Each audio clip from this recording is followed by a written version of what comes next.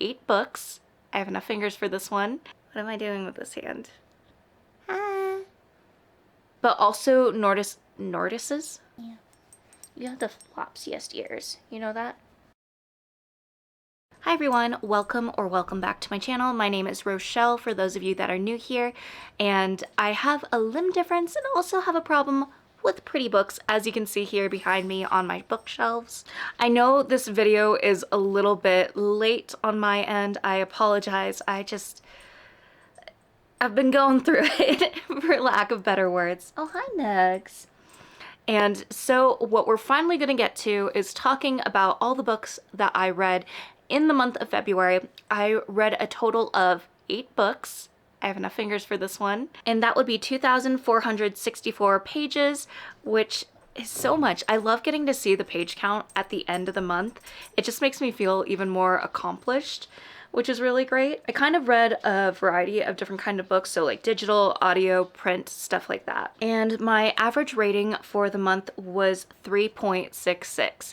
So if that gives you any idea of how my reading month went and how it was a little bit of a rough one, you're about to find out. So we are going to be going from lowest to highest like we usually do in all of these monthly wrap-ups. And the first book I'm going to go with was actually a Kindle book. We went and picked this on my Defend the TBR. I'm trying to go through a lot of the Stuff Your Kindle Day books that I have. And so this was one of the first ones I've done from that little challenge. And that was The Institute by Kayla Howarth. This one I rated 2.5 stars.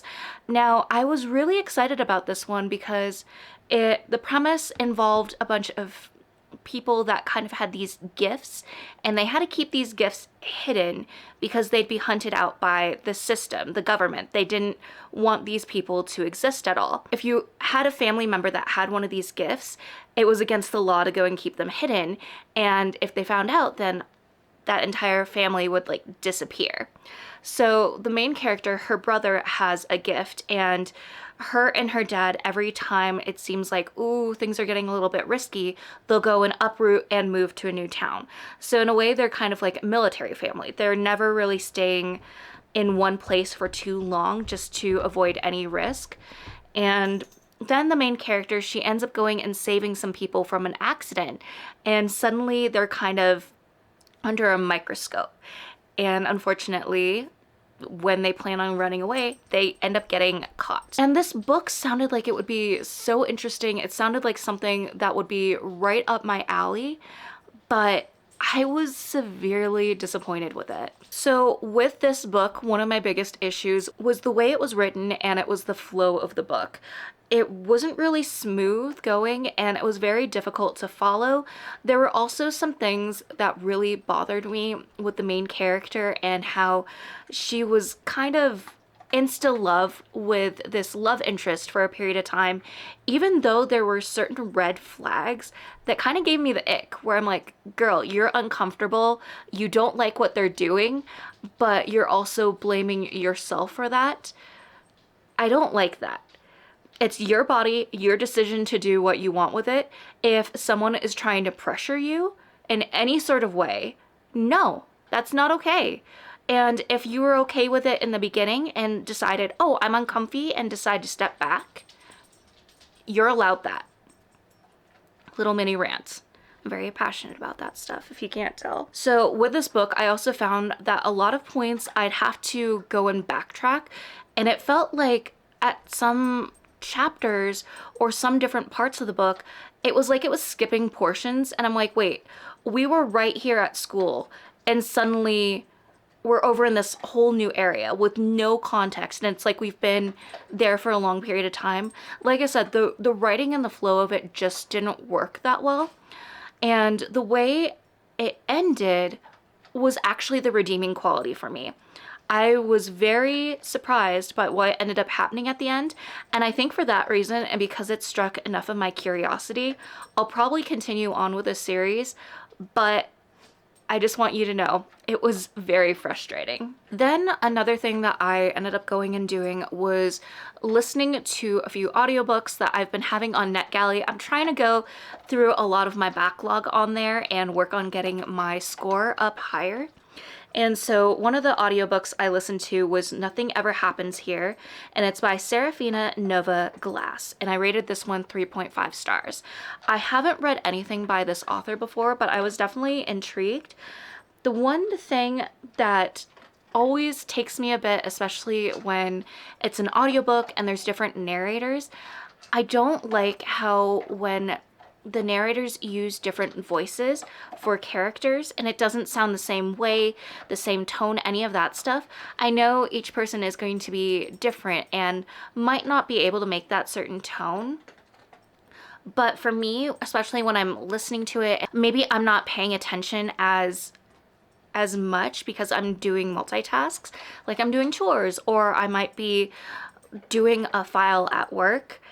And suddenly when it goes in between narrators and the voices are so different, it makes it so easy for me to forget which character is talking, who's basically someone that we're rooting for, who's the villain, stuff like that. So for that reason, I went and rated it 3.5 stars. It's just one of my biggest pet peeves when it comes to audiobooks, because I do enjoy listening to them, but when it makes it hard to know which character we're talking about in the moment, that's when it makes it hard for me to stay with the story and kind of hop off. So basically, because I didn't tell you anything about the story, I just ranted about narrators. So with the story, we're kind of in a small town, and one of the main characters, her husband suddenly disappears. No rhyme or reason. She has no idea what happened. And her friend, while this is going on and she's realizing, like, okay, my husband's not showing up, her friend gets locked in the freezer of a restaurant, which she and her husband end up owning. And so there's these different mysteries going on where one woman is wondering what happened to her husband, but also realizing he left her with a load of debt. And he was very, very suspicious with a lot of his money handling and did a lot of shady agreements that he left his wife with. Whereas the other woman, she is basically trying to live her life and not really let anyone in town know what had happened to her, because when she was thrown in this freezer, she was given a threat that if she tells anyone, not only is she gonna get harmed, but so is her family. So she's very terrified of anything coming up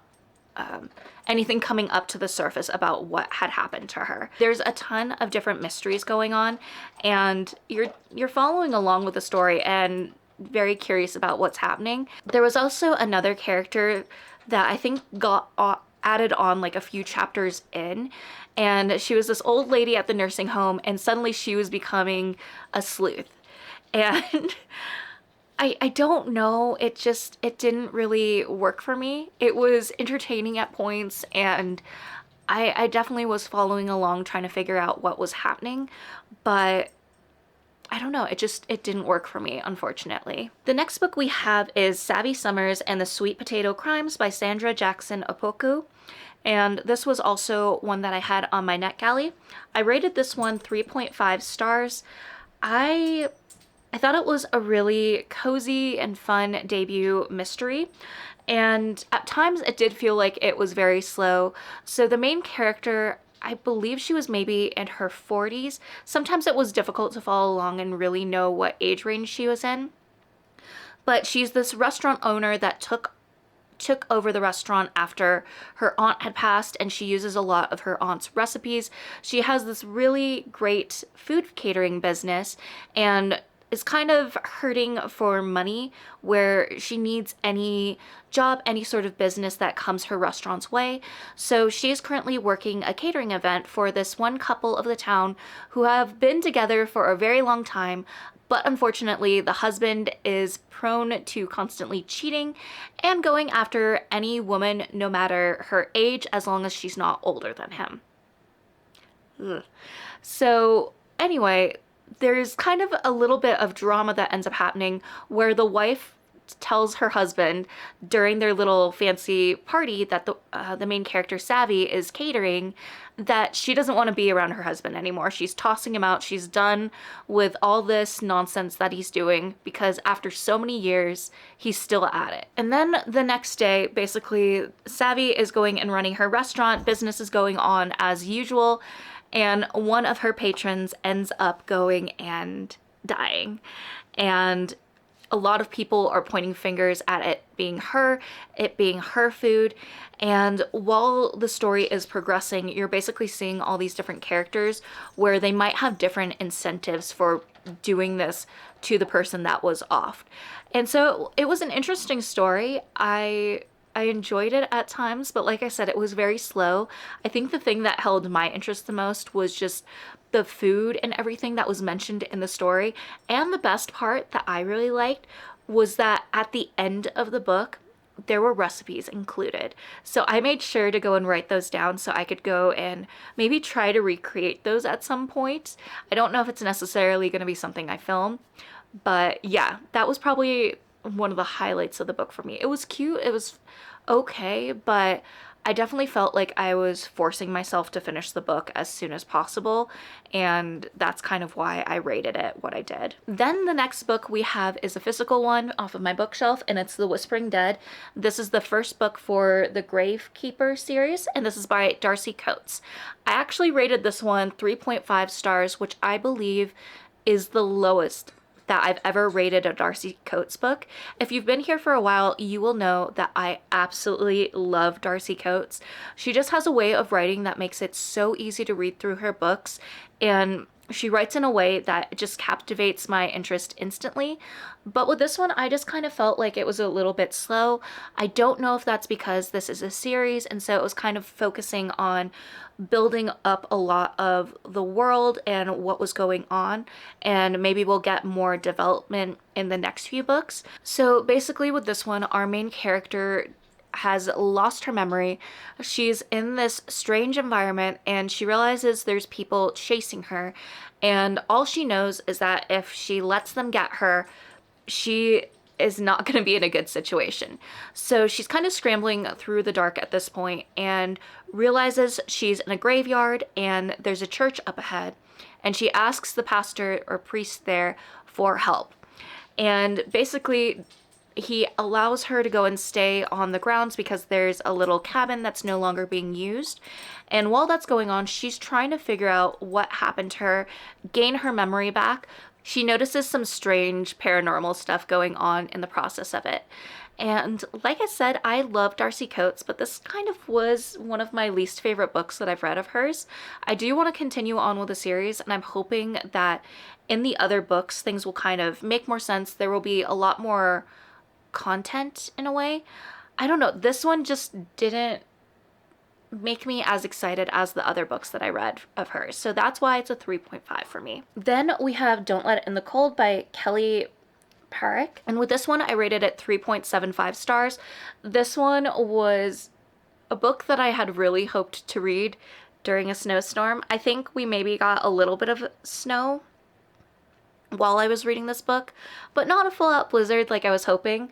So with this one, the main character, Lottie, and her stepsister, Jade, are kind of left together in Jade's home. Basically, Lottie's mom married Jade's dad, and they're going off for their honeymoon and leaving the girls to go and have some sisterly bonding. And so they're left alone in this cabin, and it's awkward. It's not great. They're not really getting along fully, and they both don't fully want to be there either. So then while these two sisters are there and trying to make the best of their situation, the power gets shut off, and it seems like it's a solar flare that shut off power everywhere. And so they're wondering what the heck they're gonna go and do with this situation when suddenly there's a knock on the door, and they don't know, like, who is this person? Why is this person here? What's going on? But that seems to be the least of their worries, because things definitely progress and get worse and worse. I actually really did like this story. I think the one thing that I wasn't too wild about was some parts for the main character. Nothing she did could go right or would go right, and she wasn't as smart and capable as her younger stepsister, and something about it just really bothered me in a certain way. I don't know if it's also because the main character is from the UK and this is taking place in the US, but there was just some ways that it was written that really bothered me and I wasn't too fond of it. But it still was a pretty good story. It was a very quick read for me, even though it's maybe a little bit more on the thicker side.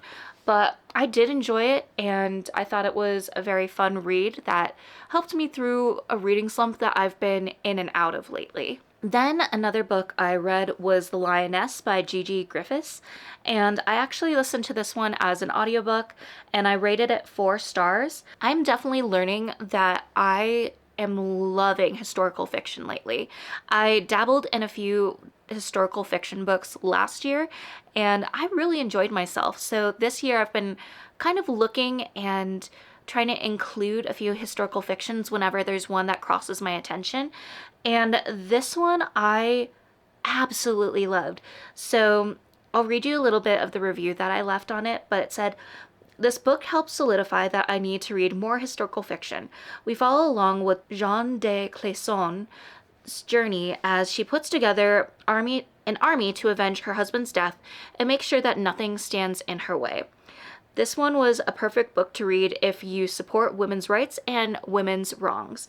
I highly recommend listening to the author's note in the end for her reasons to write this story." So with this one, since it's a historical fiction, this basically covers a French woman that isn't as well known in history, and you more so, when you're looking through history, hear more about her husband or one of her later husbands, and you don't get to learn too much about her story. So with this, we get to go and follow our main character after her husband gets murdered in front of her because of some crimes that he did not commit. And so she's out for revenge. She wants to avenge his death, but also protect her family. And while that's going on, her kiddos are also kind of getting targeted. And no matter where she seems to put them, people are betraying her. So she's struggling with who exactly to trust while also dealing with some awful stereotypes for women. And she's kind of turned into this pirate. And I thought it was so fascinating. I really enjoyed it. I had a great time with it.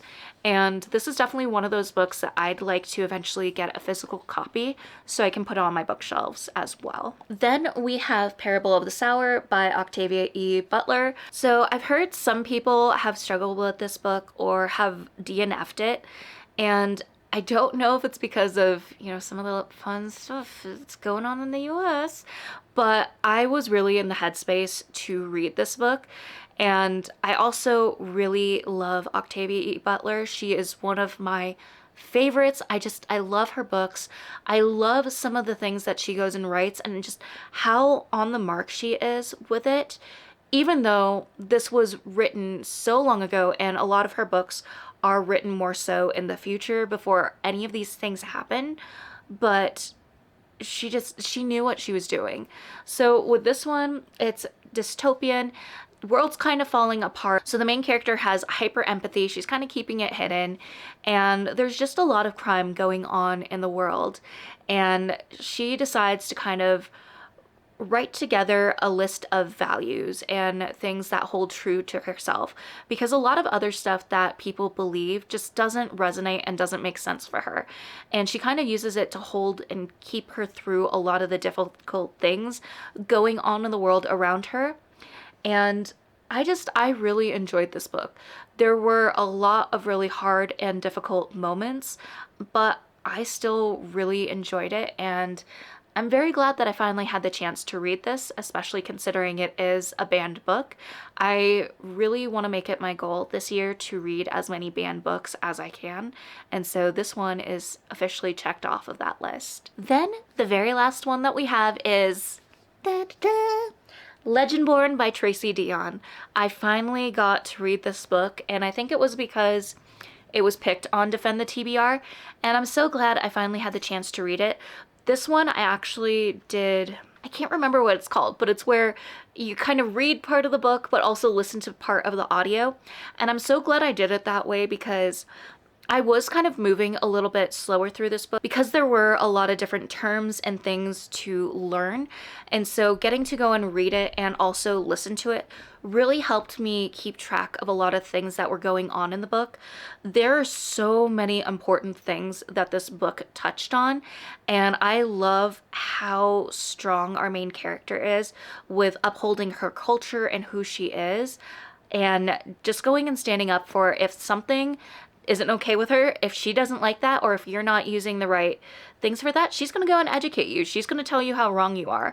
So I thoroughly enjoyed that. I've heard some things about how people are a little bit frustrated with the main character, but the thing is, the main character is still technically in high school, but she is taking college courses. So they have a certain program where you're able to do things like that. We kind of had something to a certain extent in my hometown when I was going to high school, where some courses you actually got to take on college campus, or you got to take AP courses that were held in the high school. So I kind of had an understanding of a little bit of that stuff when I was going into it. But this was so good. The main character, she's dealing with some really heavy grief, so trigger warnings there. Definitely go and check those before you go and pick up the book. But it was really interesting going and seeing and feeling a lot of that grief process that our main character is going through, while also kind of running away from a lot of that stuff as well. She doesn't want to go and think about any of it. She doesn't want to go and deal with any of it. And if someone brings up that conversation, she's just not ready. She kind of goes away from it. And suddenly she's kind of in this group that is very secretive at the school, and she learns that maybe there's a way that she can go and figure out what exactly had happened to her mom, and maybe it wasn't entirely an accident. So she's going and learning all of that and seeing a lot of the world that is hidden to a lot of the people around her. And I just loved this. I thought this was so good. I have the second book on my bookshelf, and I know the third book came out in March, but unfortunately, because of some things, I'm not going to be able to purchase or get that book probably for the next month or so. So I'm probably going to hold off a little bit before continuing on with the series, just so I'm not in a horrible spot where I read the second book and I desperately want to read the third, but I can't get to it anytime soon. So I'm going to hold off for a little bit, but I really loved this book. I definitely would recommend this for anyone that is in love with fantasy books and likes YA, or wants to read a book that is written by a Black author and has a Black main character, because this series is really good, and if you've been sleeping on it, I highly recommend to go and pick it up. So yeah, those were the 8 books that I read in the month of February. I had a bit of a roller coaster of a reading month where some books were just amazing and made me so excited to continue reading, and then others were a little bit of a harder journey to get through. But I'm very happy with getting through 8 books, and can't wait to see what happens for the month of March. We'll see if it's a lot or it's lower than that, because yeah, like I said, I've been going through it, and that's why this video is a little bit late. But I hope you all are well. I hope you enjoyed this video, and if you've read any of these books, I'd love to hear your thoughts in the comments down below. I love talking about books with everyone, so leave a comment down below and I will go and respond back. I try to respond back to everyone that leaves a comment on one of my videos. I've been a little bit delayed, so if you don't see me getting back to your comment within a couple days, please don't feel discouraged on leaving a comment in the future. I will definitely get to your comment as soon as possible. It's just, I've been low on spoons right now. But I hope you all are doing well. I love you all so, so much. Thank you for watching my videos and sticking around with me. And as always, I want you to remember that you are worthy and capable of amazing things. Bye.